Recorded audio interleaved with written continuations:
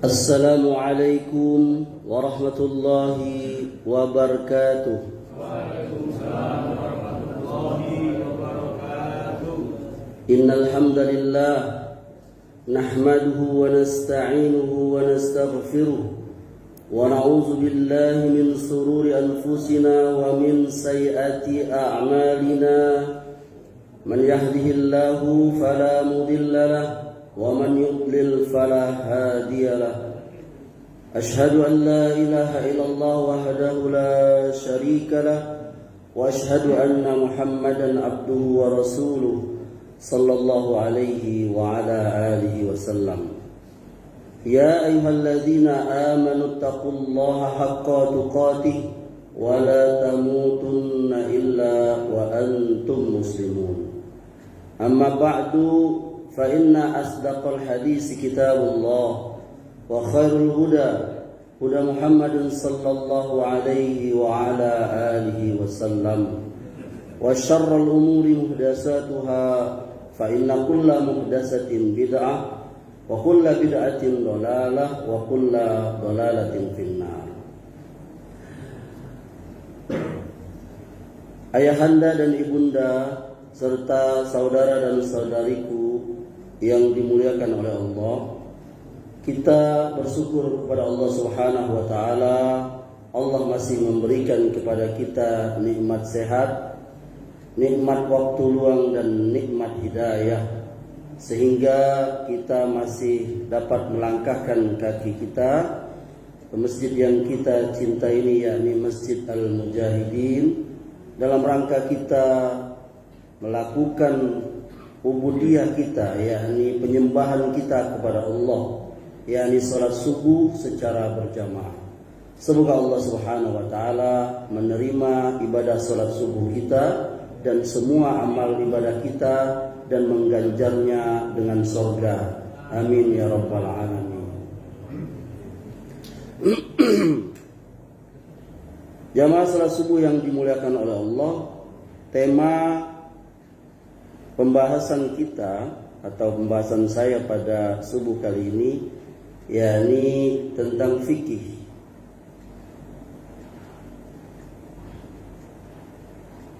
Tentang sholat, yang barangkali pembahasan ini walaupun serba sederhana hampir terlupakan oleh kita.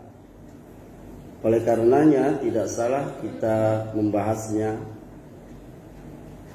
untuk mengamalkan perintah Allah Subhanahu wa taala dan juga sunnah Rasulullah sallallahu alaihi wasallam, bahwa kita sudah mengetahui salat, terutama salat 5 waktu, dia merupakan bagian daripada rukun Islam. Betul ibunda? Rukun Islam. Oleh karenanya seorang muslim hendaklah dia memperhatikan hal yang dia lakukan setiap hari ini, yakni sholat 5 waktu terutama, sebagai pengamalan dari firman Allah Subhanahu wa taala. Salah satunya misalnya Allah Subhanahu wa taala berfirman di dalam sebuah surah yang barangkali surah itu hafal atau dihafal atau minimal sering kita dengar oleh kita semua, yakni surah Al-Ma'un. Ya, A'udzu billahi minasy syaithanir rajim. Bismillahirrahmanirrahim. Ara'aital ladzi yukadzibu bid-din fadzalika allazi yad'ul yatim wa la yahuddu 'ala ta'amil miskin fawailul lil musallin allazina hum an salatihim sahun allazina hum yura'un wa yamna'unal ma'un. Allah berfirman di dalam surah ini, Bunda. Kata Allah, kurang lebih maknanya kalau di bahasa kita itu tahukah kamu siapakah pendusta agama? Jadi dia dikatakan oleh Allah, dia beragama tapi dusta, bohong. Yakni dia menghardik anak yatim. Bahkan kita mengetahui salah satu dosa besar itu adalah makan harta anak yatim. Maka hati-hati kita yang ada anak yatim yang hidup di bawah pemeliharaan kita, yang dia memiliki harta peninggalan ahli warisnya. Maka ada orang yang memakan harta anak yatim itu, maka dia telah melakukan dosa yang besar. Dia tidak menyampaikan amanat itu.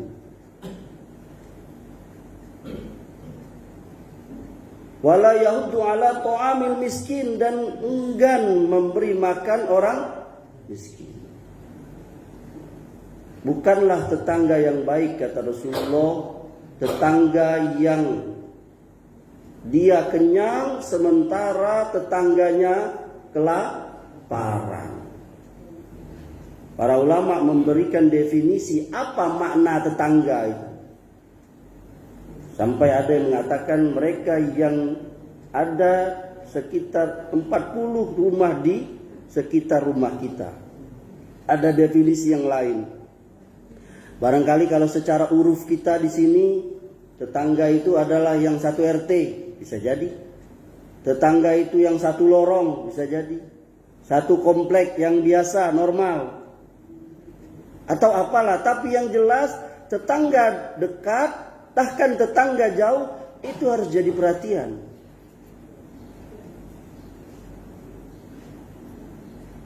Dia enggan menolong orang miskin, gak mau memberi makan orang miskin. Maka kita perhatian tuh ayahanda, tetangga kita. Jangan-jangan ada yang gak makan, sementara kita makan kekenyangan. Lalu Allah melanjutkannya, fawailul lil musallin. Maka celakalah orang yang sholat. Kalau kita stop di sini, waduh. Nah, masa orang sholat celaka? Masa orang sholat celaka? Padahal sholat itu adalah sebaik-baik amal, seutama-utama amal. Yang baik sholatnya nanti diperiksa di hari akhirat, maka diterima amal yang lainnya. Yang buruk sholatnya pas diperiksa, maka ditolak amalnya yang lain. Tapi kata Allah, celaka dia. Tapi Allah melanjutkan ayat berikut, allazinahum an salatihim sahun. Yakni yang lalai dari sholatnya.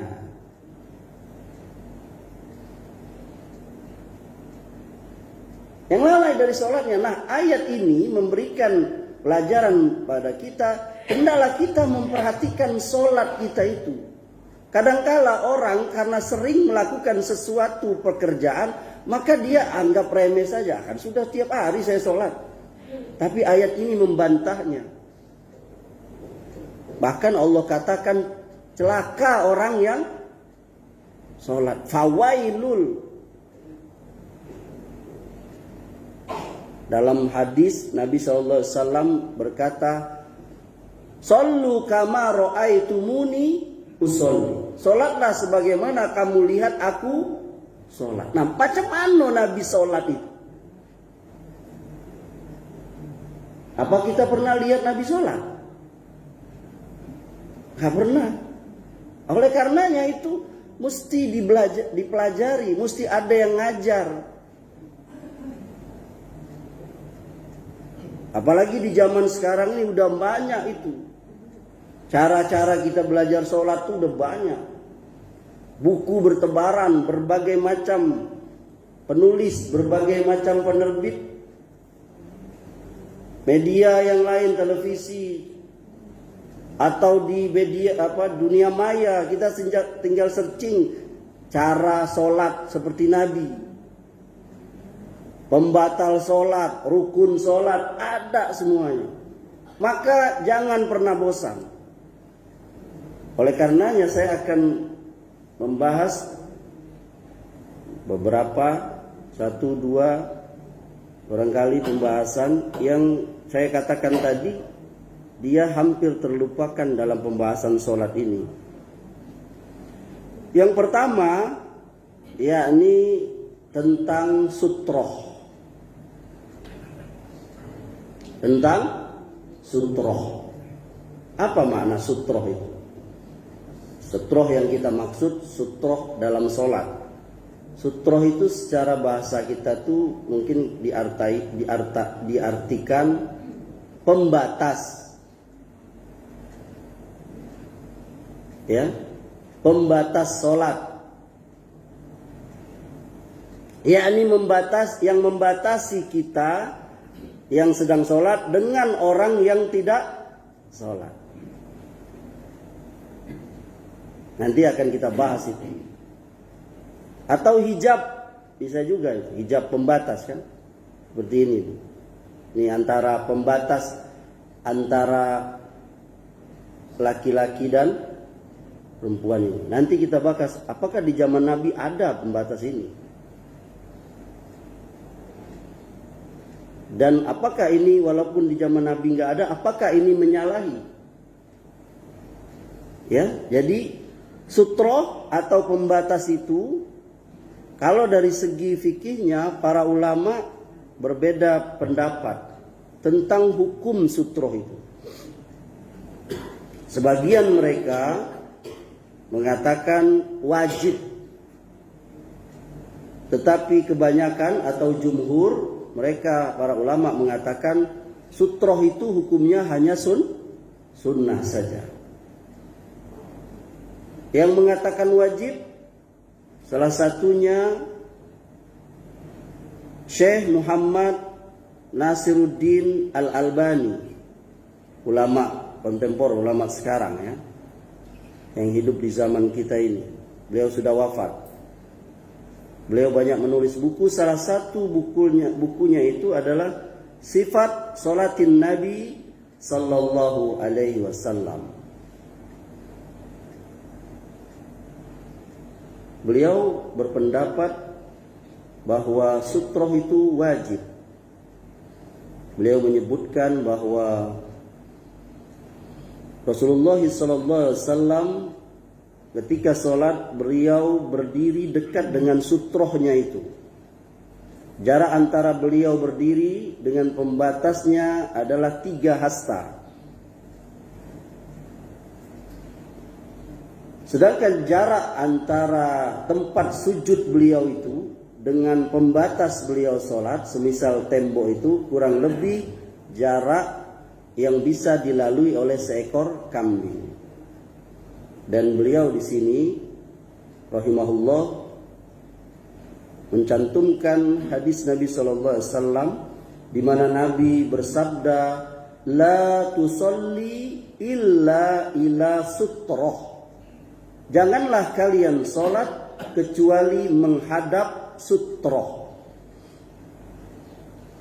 Wala tada'un ahadan yamurru baina yadaik fa in aba falyuqatil fa inna ma'ahul qarin.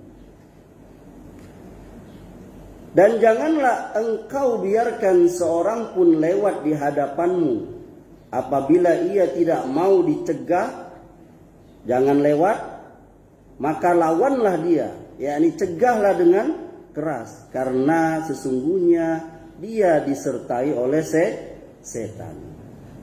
Dalam sabda yang lain Nabi SAW beliau berkata, iza shalla ahadukum ila sutroh falyadnu minha la yaqta'u syaitanu alaihi salata. Kata Nabi, apabila salah seorang di antara kalian salat menghadap sutroh, hendaklah ia mendekat kepada sutroh itu hingga setan tidak bisa memutuskan sholatnya. Ya. Hadis yang pertama tadi diriwayatkan oleh Ibnu Khuzaimah. Hadis yang kedua tadi diriwayatkan oleh Abu Dawud, Al-Hakim. Kemudian Syekh Albani melanjutkan perkataannya, dan beliau terkadang berusaha memperhatikan sungguh-sungguh untuk sholat di tiang yang ada di masjidnya. Jadi masjid Nabi itu ada tiangnya. Ini masjid kita nggak ada tiangnya ya. Nggak apa-apa nggak ada tiang. Bahkan mungkin lebih bisa memperbanyak jamaah. Lalu beliau menjelaskan, hadis ini dikomentari oleh Syekh Albani. Sutroh itu adalah wajib. Nah ini beliau berpendapat sutroh itu wajib. Bagi imam dan bagi orang yang sholatnya sendirian. Walaupun di masjid yang besar. Berkata Ibnu Hani ya, di dalam kitabnya Al-Masail Anil Imam Ahmad juz 1 halaman 66, pada suatu hari Abu Abdillah, ya ini maksudnya Imam Ahmad, beliau kata Abu Hadi, melihat saya sholat tanpa sutroh. Pada saat itu saya bersama beliau berada di Masjid Jami. Masjid Jami itu masjid utama, masjid besar di tempat itu. Beliau pun berkata kepada saya, jadikanlah sesuatu sebagai sutrohmu. Maka saya pun menjadikan seseorang sebagai sutroh saya. Maka dikomentari lagi oleh Syekh Al-Albani. Kisah ini kata beliau merupakan isyarat dari Imam Ahmad bahwa tidak ada perbedaan dalam keharusan memakai sutroh, baik itu di dalam masjid kecil maupun masjid besar. Inilah yang benar. Banyak orang yang lalai dalam hal ini. Bagi para imam masjid ataupun yang lainnya di setiap negara yang pernah saya kunjungi, termasuk negara Saudi Arabia, di mana saya diberi kesempatan untuk melakukan tawaf di sana untuk pertama kalinya pada bulan Rajab tahun ini. Beliau menyebutkan tahun dia menuliskan perkataannya itu, yakni 1410 Hijriah.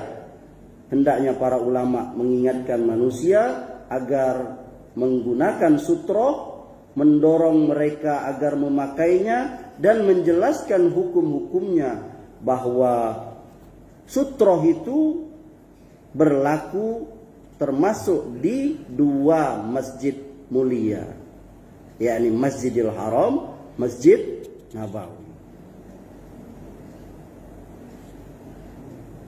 Lalu beliau juga mencantumkan beberapa hadis.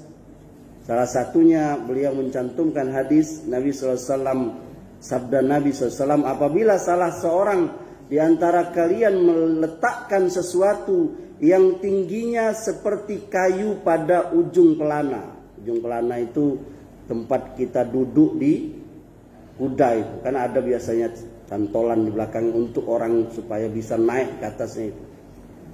Nah itu setinggi itu, maka hendaklah dia sholat. Jangan dia hiraukan orang yang lewat di balik pembatas itu. Beliau juga sekali waktu pernah sholat menghadap sebatang pohon. Kadangkala beliau sholat menghadap tempat tidur dipan, ya.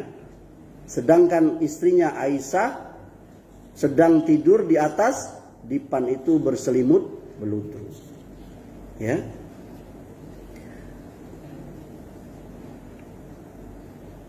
Lalu ada hadis beliau juga bersabda, apabila salah seorang di antara kalian tengah sholat menghadap kepada sesuatu sebagai sutrohnya atau pembatasnya yang dapat menghalangi manusia untuk lewat, kemudian ada seseorang yang hendak lewat di hadapannya, maka hendaknya ia mendorong dada orang itu.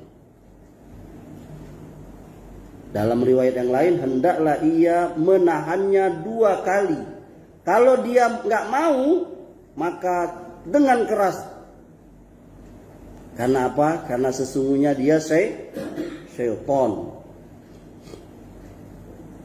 Lalu beliau juga mencantumkan hadis Nabi SAW bersabda, "Lau ya'lamul marru baina yadayil musalli maza alaihi lakana an yaqifa arba'ina khairan lahu min an yamurra baina yadayhi." Seandainya orang yang mau lewat di depan orang sholat itu tahu dosa yang akan ia dapatkan, niscaya lebih baik dia berdiri selama 40. Dikatakan ini arba'in 40. Gak dijelaskan 40 apa. Daripada dia lewat di depan orang yang sedang sholat. Ini pendapat pertama. Berarti dari sini kita memahami bahwa sutroh itu ada ulama yang berpendapat wajib. Pendapat kedua, ini jumhur ya, pendapat kebanyakan ulama bahwa hukum sutroh itu sunat saja. Semisalnya Syekh Sayyid Sabiq. Ini kitabnya terkenal ini. Fikih Sunnah banyak dijual. Dan kaum muslimin banyak barangkali yang memiliki kitab ini. Sudah diterjemahkan ya ke bahasa Indonesia. Beliau berpendapat di kitabnya ini bahwa tabir atau sutroh atau pembatas sholat itu hukumnya sunat saja.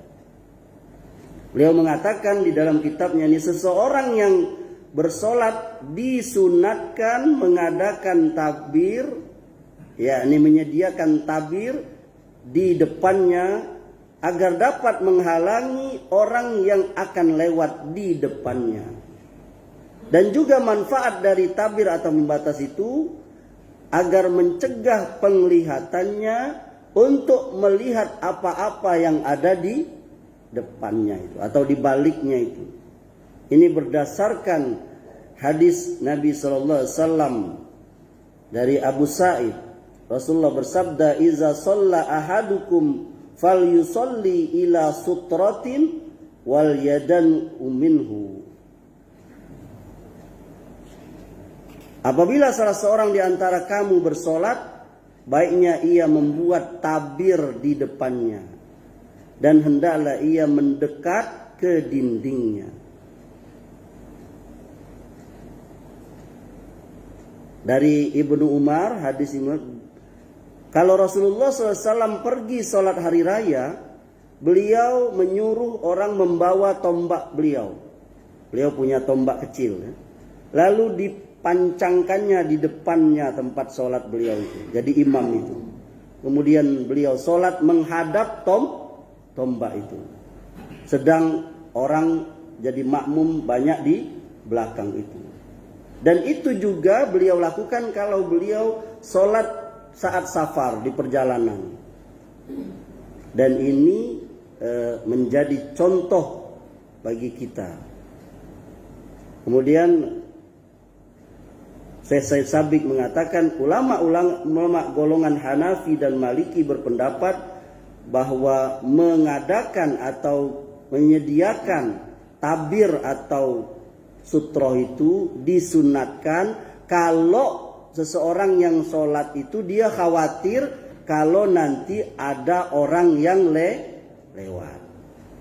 Kalau gak ada orang yang lewat, mereka berpendapat maka tidaklah disunatkan. Alasannya apa? Karena mereka memakai sebuah hadis, anna Nabiya sallallahu alaihi wasallam shalla fi fadha'in wa laysa baina yadayhi syai'un. Pada suatu hari ketika Nabi SAW bersolat di tanah lapang, di hadapannya tidak terdapat sesuatu apapun. Ini riwayat Ahmad dan Abu Dawud. Jadi pendapat kedua mengatakan bahwa tabir atau sutro itu apa mudah hukumnya? Sunnah saja. Lalu apa ragam tabir itu? Sutro itu. Macam-macamnya apa? Ya. Dikatakan bahwa tabir atau sutro itu yang dimaksud itu yang cukup memadai. Sekalipun berupa sesuatu yang diadakan oleh orang yang mau sholat itu di depannya. Sampai-sampai walaupun ujung hamparannya, yakni seperti kita yang namanya apa? Sejadah. Ya.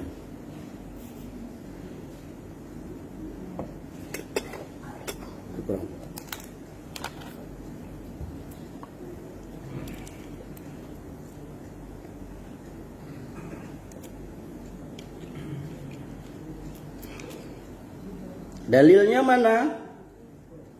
Ya. Dalil yang pertama, Rasulullah bersabda, kalau salah seorang di antara kamu sholat, maka hendaklah dia membuat tabir atau sutro untuk sholatnya, walaupun hanya sebatang anak panah.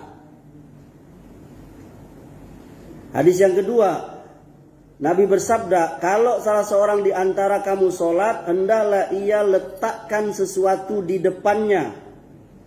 Kalau tiada mendapat sesuatu, hendaklah dia pancangkan itu, tancapkan tongkat.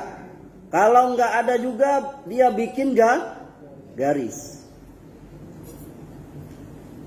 Hingga tidak apa-apa kalau ada orang yang lewat di depannya itu. Walaupun ini hadis, para ulama ahli hadis juga berbeda pendapat bagaimana kedudukan hadis ini.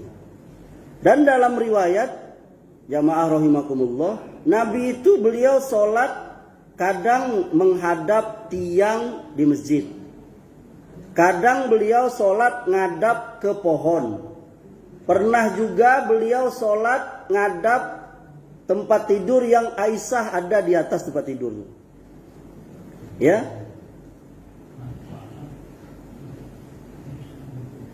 Beliau bersabda ya. Jadi Aisyah, jadi pernah Nabi SAW sholat di depan tempat tidur yang Aisyah tidur di depannya itu. Beliau juga pernah sholat di depan kendaraannya, yakni ontanya itu. Ya. Ada hadis dari Abu Tolha ini ya, dari Tolha ya. Kami sholat kata beliau, tiba-tiba banyak sekali hewan yang lewat di depan kami. Jadi setelah itu disampaikan kepada Nabi, lalu beliau berkata sallallahu alaihi wasallam, cukuplah berupa palang kendaraan itu di depan orang yang sholat, dan tidak apa-apa lagi sekalipun ada sesuatu yang lewat di depannya itu. Kemudian bagaimana kalau sholat berjamaah? Sholat berjamaah, tabirnya itu cukup tabir imam. Sutrohnya itu, pembatasnya itu cukup pembatas imam. Maka dia tabir imam itu atau sutroh imam itu dianggap sebagai sutrohnya makmum. Ya. Pernah Nabi SAW bersama sahabat, beliau sholat, mereka sholat, beliau bersolat dengan menghadap dinding sebagai tabirnya itu, sutrohnya itu. Sedang para sahabat mengikut di belakang. Tiba-tiba ada kambing yang mau lewat di depan Rasulullah. Ya, lalu Rasulullah berlomba dengan kambing itu. Ya, ini maksudnya ketika kambing itu mau lewat, Nabi maju agar kambing itu lewat di belakangnya. Ya. Ada pula hadis dari Ibnu Abbas, kata beliau, saya pernah datang sambil naik keledai. Dan pada saat itu saya sudah hampir usia balik. Saya lihat Nabi SAW sedang sholat dengan orang banyak di Mina. Maka saya lewat di depan sebagian saf, yakni di antara saf itu. Keledai saya biarkan mencari makanan. Sedang saya terus masuk ke saf, ya, ternyata perbuatan saya itu tidak ada yang negur. Nah, hadis ini jamaah memberi petunjuk bahwa berjalan di depan orang yang sholat, yakni makmum, itu boleh. Jadi yang dimaksud dengan sutro atau tabir itu hanyalah untuk imam atau orang yang sholat sendiri. Jadi kita nggak perlu lagi makmum ngasih tabir. Kan ada tuh, saya lihat di sebagian masjid di Bengkulu ada, termasuk Masjid Akbar tuh sudah ada tuh kayu-kayu untuk dijadikan sutro. Pernah lihat nggak? Ada yang pernah lihat nggak? Nah itu ada, mereka bikin tuh bentuk segi 4 di atas ini. Jadi kalau ada orang yang mau sholat, dia boleh pakai itu, taruh di depannya. Jadi orang mau lewat di depannya tidak mengganggu dia sholat. Begitu. Kemudian kita ringkas saja ya, karena waktu. Pembahasan yang kedua, nanti kalau ada yang ingin bertanya silakan nanti kalau ada yang ingin bertanya soal sutro tadi ya. Yang kedua, yakni tentang sholat. Ya. Jadi sholat ini adalah sesuatu yang hampir juga dilupakan oleh kaum muslimin, yakni di dalam sholat jamaah. Padahal ini adalah sesuatu yang sangat ditekankan oleh Nabi SAW ketika jamaah para sahabat sholat berjamaah bersama beliau, yakni tentang lurusnya dan rapatnya saf sholat itu. Dan ini merupakan sunnah, ya. Jadi sampai Rasulullah sallallahu alaihi wasallam beliau berkata, "Ibadallahi latu sawunnan sufufakum au la yukhalifannallahu baina wujuhikum." Wahai hamba-hamba Allah, luruskanlah saf kalian, atau Allah akan memecah belah persatuan kalian. Ini hadis diriwayatkan Bukhari, diriwayatkan oleh Muslim dari sahabat An-Nu'aimin bin Bashir. Jadi ternyata rapatnya shaf itu, ibunda sekalian, itu bisa menyebabkan hati kita bersatu. Dan longgarnya shaf sholat itu bisa menyebabkan hati kita berpecah. Yang mengatakan ini bukan saya, ini Rasulullah Shallallahu Alaihi Wasallam. Wahai hamba-hamba Allah, kata beliau, luruskan shaf kalian, atau Allah akan memecah belah hati kalian. Ya.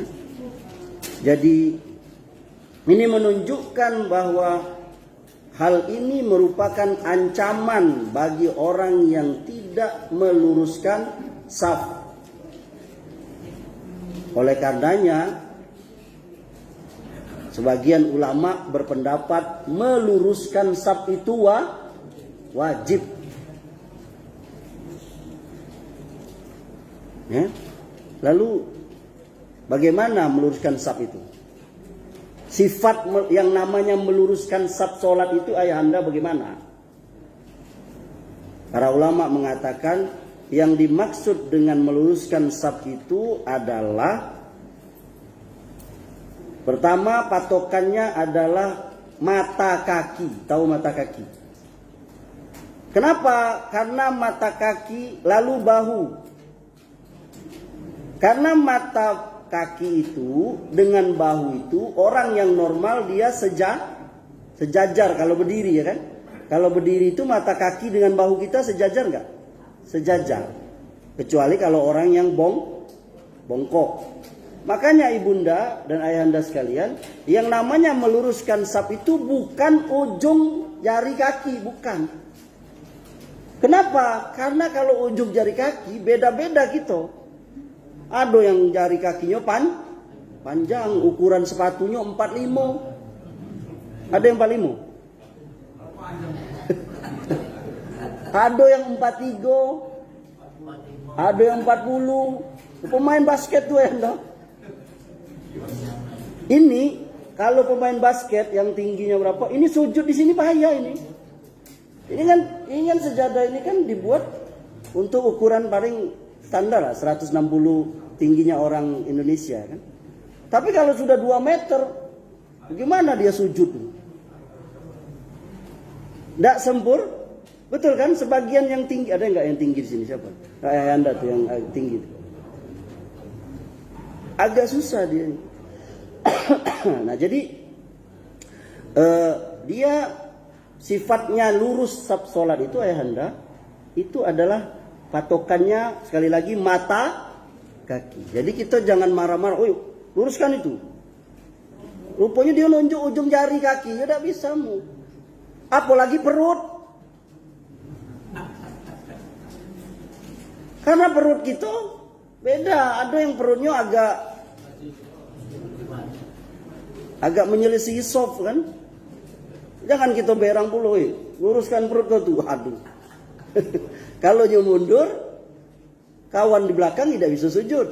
Kalau nyu maju, nyu sujud kena kaki kawan depan. Nah, yang patokannya itu apa? Mata kaki. Jadi kita lihat tuh mata kaki. Dan ini harus jadi perhatian juga termasuk para imam. Tadi Syekh Utsaimin sudah bilang. Ini penyebab jamaah masjid atau jamaah solat itu kurang perhatian dengan saf. Barangkali kami juga para imam masjid juga, itu kurang perhatian itu. Kalau kita baca hadis Nabi, ini kan saya nggak baca semua ini, nggak cukup waktu kita. Nabi SAW itu beliau sangat perhatian tentang saf solat itu. Sampai ada orang yang bertugas langsung. Berarti pentingnya tuh solat itu. Jangan-jangan kita selama ini hati kita nggak nyatu. Kita berbeda paham, balak belagu. Mungkin salah satu sebabnya adalah saf kita nggak. Apalagi sejak kemarin corona itu tambah lagi kan. Walaupun itu ya harus dijalankan itu. Karena namanya darurat. Kan sholat berjarak itu nggak boleh dong. Pakai masker sholat juga makruh. Tapi karena itu kondisi darurat nggak apa. Nah kalau sudah normal lagi, sunnahnya itu rapat. Nggak ada ini. Bahkan Nabi SAW sangat melarang orang sholat itu berjarak antara satu dengan yang lain. Bahkan Nabi mengatakan ada setan yang menggoda orang sholat di antara saf itu yang bentuknya seperti anak kambing. Jadi para imam harus perhatian. Kenapa Nabi SAW sebelum sholat itu beliau selalu sawu sufufakum fa inna taswiyatas sufu min tamamis sholat. Kata beliau, luruskan dan rapatkan saf kalian, karena meluruskan dan merapatkan saf itu bagian dari kesempurnaan sholat berjamaah.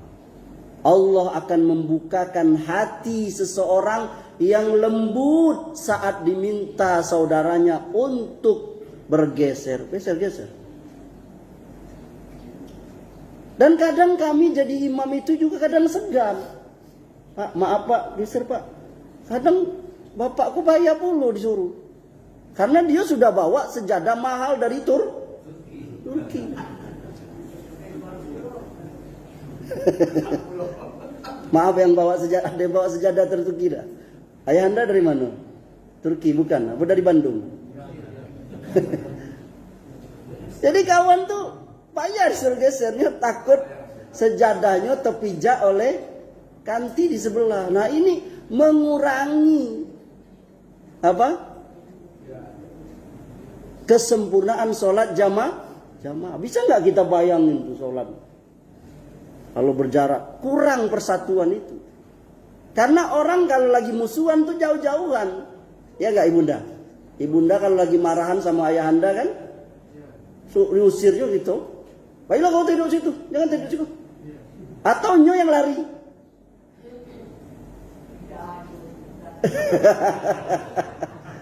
Iko misalnya, iya kan? Jadi orang yang bermusuhan itu dia tidak mau dekat. Nah, saf ini mengajarkan kita untuk dekat. Oleh karenanya, makanya kenapa dilarang orang bau di badannya itu dia nggak usah sholat ke masjid. Nabi melarang seseorang ke masjid kalau dia habis makan bawang. Kalau kita sekarang apa? Jengkol, peti, kabau, semacamnya lah. Kenapa? Karena itu dapat mengganggu orang di samping. Makanya kalau habis tidur tuh ibunda gosok gigi tuh pakai Lister misalnya ini atau apa supaya sunnah pakai wangi. Kenapa? Karena salah satu penyebab khusyuk itu adalah wangi dan penyebab sholat tidak khusyuk karena busuk. Nah macam mana orang nak dekat gitu kalau nyobaun malah orang lari.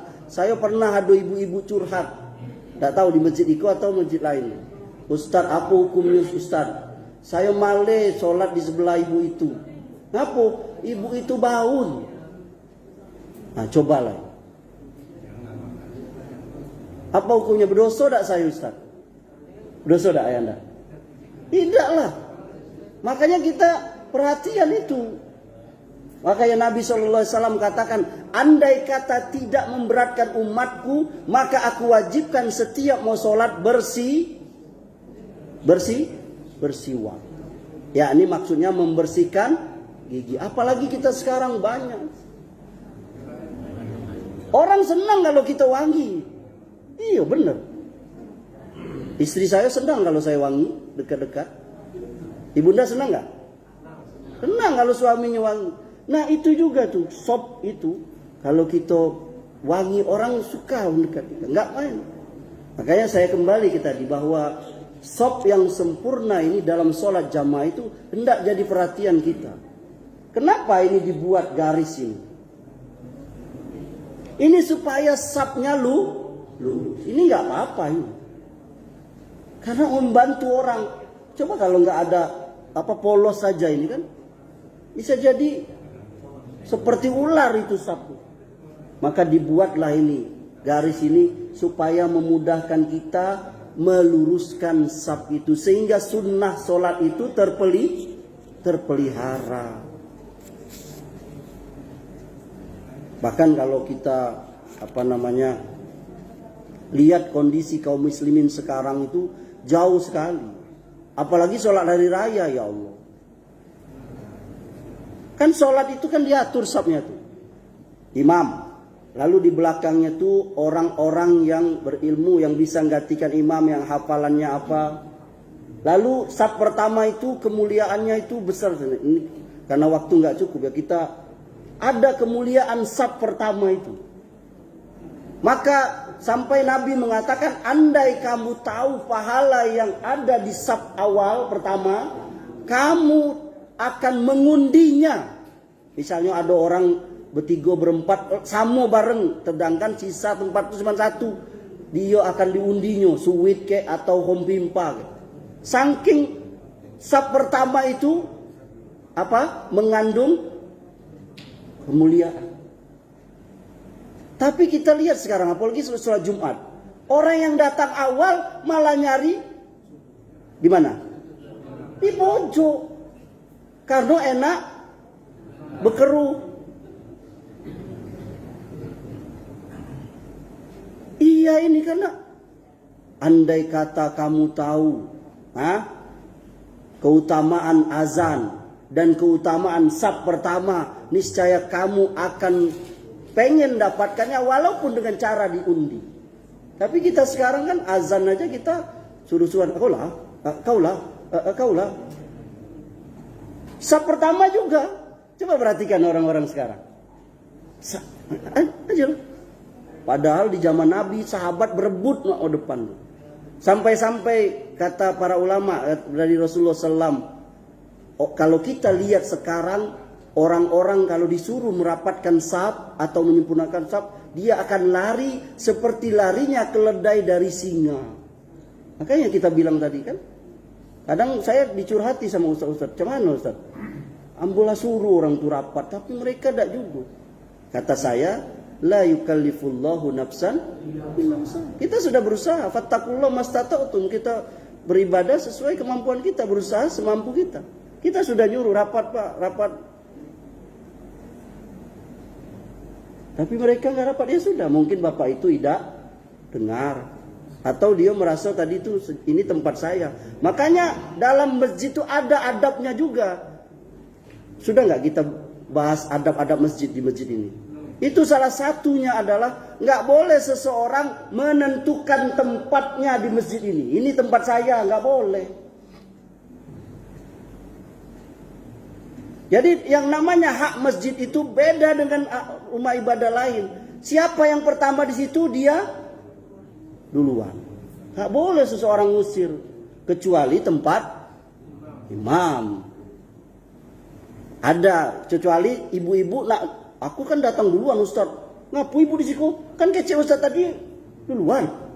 Itu sudah diatur ya, ini perempuan itu di belakang. Nanti aturan saf itu ada. Kalau bapak, anak-anak itu ada itu. Berapa menit lagi? Serius kok. Nah jadi kadang kita lihat tuh kondisi Sabtunya sedih jamaah. Apalagi saya lihat sholat hari raya, kan beberapa waktu dulu viral di Bengkulu Info atau apa tuh. Yani orang sholat itu nyari tempat yang teduh. Sholat hari raya tuh ayanda. Jadi padahal tuh masih lapang depan tuh. Tapi dia sholat di bawah pohon, jauh dari. Alasannya apa? Kan kedengaran Ustaz, suara imam. Kalau cah itu sholat aja di rumah. Kadangkala di rumah juga kedengaran suara imam. Dia saf itu diatur. Saf pertama itu di belakang imam tuh, itu yang paling utama.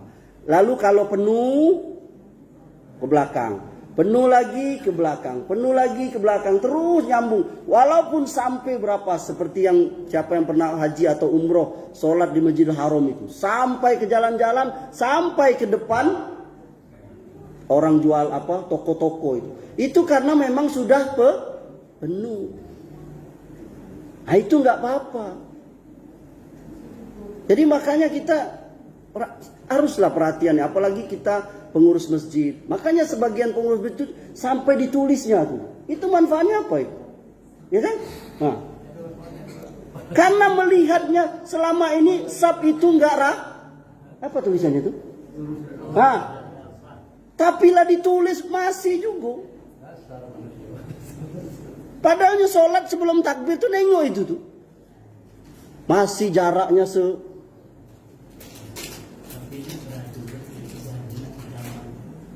ya, sejadat. Ya, jadi makanya apa sampai ditulis ini? Kenapa ini sampai ditulis? Ini kan baru ini juga sejak HP ada kan. Bayangkan kita lagi sholat,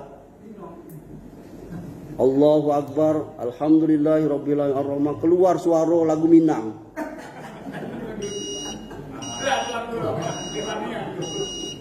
Coba makanya kan tuh, pacak juga imamnya manggut-manggut dulu.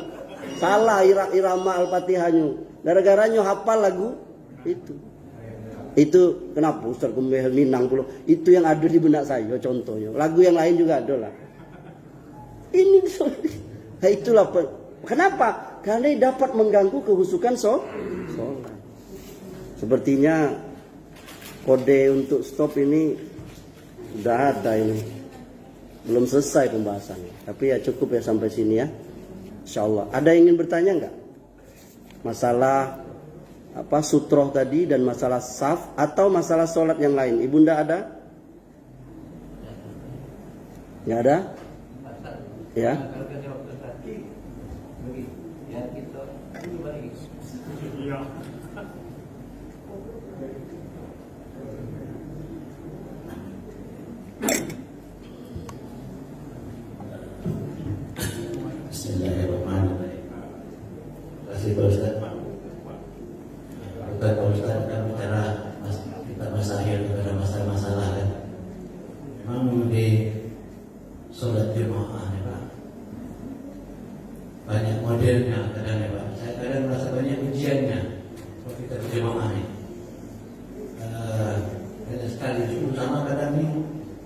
Saya kadang betul kata ibu tadi itu yang bau tadi, saya katakan tadi yang suka salam nih Pak, habis sholat saya kan belum selesai itu lah.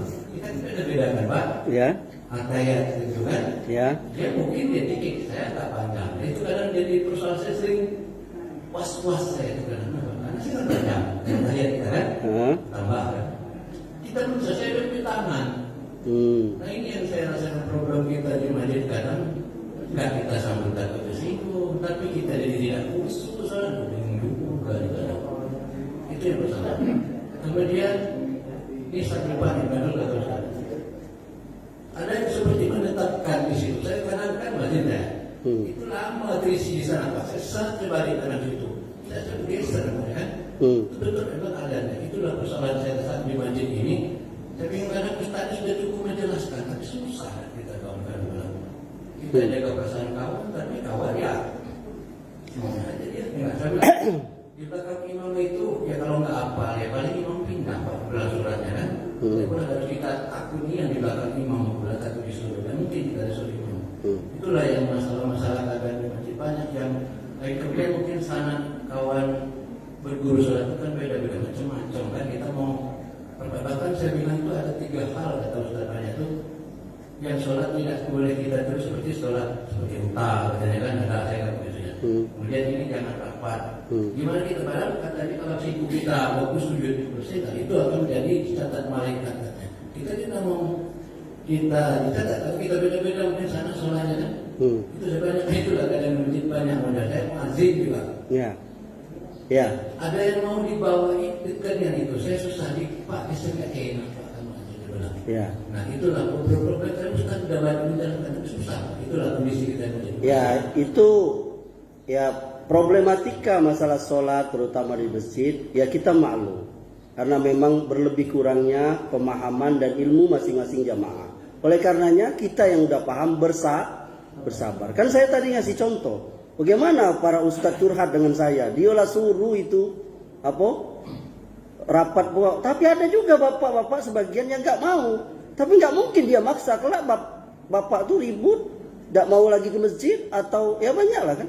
Maka itu semampu kita masing-masing untuk mengamalkan itu. Tadi yang pertama tadi pertanyaan apa? Lupa dulu saya saking panjangnya ayat yang di awal tadi itu. Itu. Jadi gini, nih saya ajarkan ya. Kalau kita sholat berjamaah, ya, pertama kita sholat berjamaah itu ngikut imam. Ini perhatikan nih. Imam takbir kita apa? Takbir. Imam ruku, imam sujud, imam salam, kita salam. Jadi salah atau keliru seseorang begitu imam salam sudah selesai dia masih tahiyat. Ini keliru. Bahkan ada yang lamunian. Lah kita lah Allahu Akbar baru dia sah. Ini juga keliru. Ini yang sholat. Kemudian yang kedua, kita yang udah selesai atau orang kawan lagi mau zikir. Kita sebenarnya, ini saya kasih tahu ya, sebenarnya salaman itu sunnahnya saat kita ketemu atau saat kita berpisah. Nggak ada sependek pengetahuan saya, ada hadisnya Nabi atau para sahabat tuh selesai Assalamualaikum warahmatullahi, nyo salam kanan, salam kiri, salam depan, salam belakang. Bahkan juga nyo salam itu tidak sungguh-sungguh bagi saya. Itu hanya formalitas kalau bagi saya. Kenapa? Karena sebagiannya tuh ada yang nyo salam, matonya lagi siko. Lalu dia salam lagi, orang depan kok lagi zikir dicuitnya kan? Betul nggak? Ini curhat saja kan, ayanda curhat kan? Nah, dia begitu dia salam, matonya lagi siko lagi. Jadi dia tidak sungguh-sungguh. Kalau kita buka bab salam itu, bagaimana sesungguhnya salam itu? Hati kita salam itu mata bertemu lalu senyum. Makanya sebenarnya sunnah salaman itu saat ketemu dan saat berpisah. Jadi habis sholat tuh sebenarnya enggak. Yang sunnah itu habis assalamualaikum, assalamualaikum, istighfar, astagfirullah. Itu sunnahnya. Adapun salam nanti. Kecuali, ya ini ada juga kecualinya. Kecuali misalnya ayahanda ke kawan sebelah kola 3 tahun tidak ketemu. Paham? Assalamualaikum warahmatullahi wabarakatuh. Assalamualaikum. Wih. Boleh tak? Boleh. Kan sudah selesai sholat. Assalamualaikum, assalamualaikum. Wah, kemana kau hilang? Ikut tiap hari ketemu. Tiap hari ketemu. Ikut sebelah kanan, ikut. Apalagi yang tempat duduknya situ-situlah kan. Malah bertanya lagi karena seringnya ayahanda sering duduk di situ. Maaf kalau yang ada yang sering duduk di situ. Sehingga orang kemana kayak itu? Biasanya di situ dia. Jadi kebiasaan menentukan tempat duduk di masjid itu boleh saja. Kalau memang itu rukhsah dia, misalnya orang yang sholat pakai apa tuh? Kursi. Dia mencari tempat duduk. Itu ada sebab tertentu. Atau kakinya lagi sakit. Jadi dia sujud apa duduk payah di tengah. Sehingga dia nyari pojok. Boleh nggak? Boleh. Itu ada sebab tertentu. Tapi kalau bagi kita yang biasa, sebaiknya jangan terlalu menentukan tempat duduk kita. Sekali-kali misalnya selama sebulan kita duduk siko, gak apa-apa. Nanti bulan pindah lagi sini. Atau kayak kita kebanyakan, kadang sini, mana dapat lah. Nah, itu lebih baik. Gitu ya. Jadi makanya kembali ke tadi itu memang itulah ujian kita berjamaah itu. Ada yang baun tadi, ada yang imam aja ujian juga kan. Ada imam yang bacaannya itu apa? Jauh nian, tapi tidak mau berhenti jadi imam. Ada yang imam itu terlalu panjang sehingga menjemukan jamaah ada hafal pula. Bisa jadi menjebuat. Jadi sebenarnya makanya banyak sekali PR-nya ya Anda. Oleh karenanya makanya pembahasan ini kita buat nanti insya Allah berkelanjutan kan masalah-masalah kita bahas satu persatu. Ini sebenarnya perlu pembahasan tapi memang yang paling payah itu mempraktekkan. Berapa banyak ustadz yang sudah menyampaikan, ulama menulis buku, sholat jangan cepat-cepat. Tapi masih banyak yang Nabi melarang orang sujud seperti ayam mencatuk makanan. Masih ada tak yang sholat catuk makanan sujud? Saya berharap jamaah masjid Iko tak ada lagi yang sholat seperti ayam mencatuk ibunda. Belum sampai apa? Apalagi imam nanggung jamaah. Apalagi ayahanda pula umurnya orang. Cukup ya? Satu lagi ya cukup ya.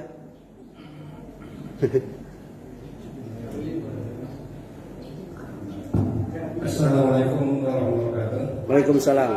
Melanjutkan dari jawaban Pak Ustaz tadi masalah salam terakhir setelah sholat itu Pak. Ya. Pak Ustaz kan bilang waktu kita mau berpisah ya. Ya. Karena kita kan dalam sholat itu kan kita kan waktu doa dan zikir kan berbeda-beda waktunya Pak. Sedangkan kita salamkan maksudnya kan biar kita mensucikan dosa gitu terhadap tetangga gitu. Nah, gimana kalau kita setelah sholat kita langsung salaman gitu Pak? Masa mereka ada jeda waktu untuk zikir gitu Pak? Nah, kalau kita zikir selesai ya kan belum tentu kita minta salam nanti ganggu dia waktu zikir gitu Pak. Terima kasih Pak. Assalamualaikum warahmatullahi wabarakatuh. Iya, tadi saya sudah katakan bahwa sebenarnya saya belum menjumpai hadis bahwa Nabi itu menganjurkan atau sahabat melakukan habis sholat itu langsung salaman. Perkataan ayahanda tadi kita untuk membersihkan hati. Boleh saja kita salaman kalau memang kita ada merasa salah dengan kawan di sebelah. Kebetulan pula nyo sholat di samping.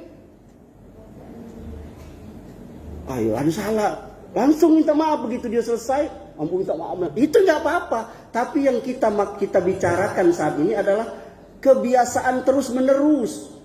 Habis sholat salaman, habis sholat salaman, habis sholat itu langsung kayak itu nggak ada sunnahnya dari Nabi. Bukan melarang kita salaman, ini harus dipahami ya. Bukan, karena sunnahnya ada nggak salaman langsung itu. Nah kalau kita mau salaman tadi itu saya bilang boleh kita salaman pas ketemu datang, atau nanti pas mau berpisah nih habis sholat nanti kan salaman tuh. Saya habis apa? Habis selesai ngisi nanti kan salaman kita. Ada yang enggak salaman? Apa salah yang enggak salaman tadi? Enggak, itu juga sunnah saja. Begitu ya Anda. Jadi kita langsung salaman tuh enggak. Yang jadi mas pertanyaan tadi itu rutin gitu. Setiap salaman. Nah itu sebenarnya harus kita kaji lagi. Ada enggak sunnahnya itu? Begitu. Wallahu ta'ala a'lam. Semoga ini menjawab pesan. Kalaupun ada yang tidak sepakat juga tidak apa-apa. Biasa dalam ranah fikih itu seperti itu. Wallahu ta'ala. Ini yang saya pahami. Mari kita tutup kajian ini dengan doa kepada Allah Subhanahu wa taala. Alhamdulillahirabbil alamin wassalatu wassalamu ala Muhammad wa ala alihi washabbihi ajma'in. Allahumma fir lana dzunubana wa liwalidina warhamhum kama rabbawna shaghira wa li jami'il muslimina wal muslimat wal mu'minina wal mu'minat al ahya'i minhum wal amwat. Rabbi fir anta khairur rahimin. Ya Allah ya Rahman, ya Allah ya Rahim, jadikanlah kami dan anak cucu kami orang-orang yang senantiasa mendirikan salat. Ya Allah ya Rahman, kabulkan permohonan kami. Ya Allah ya Rahman, ya Allah ya Rahim, bantulah saudara-saudara kami yang ada di Palestina ya Allah. Hancurkanlah musuh-musuh kami ya Allah, orang-orang Yahudi dan kafir itu ya Allah. Rabbana la tuzigh qulubana ba'da idh hadaitana wa hab lana min ladunka rahmatan innaka antal wahhab. Rabbana atina fid dunya hasanah wa fil akhirati hasanah wa qina azabannar. Walhamdulillahi rabbil alamin. Wabillahi taufiq wal hidayah. Assalamualaikum warahmatullahi wabarakatuh.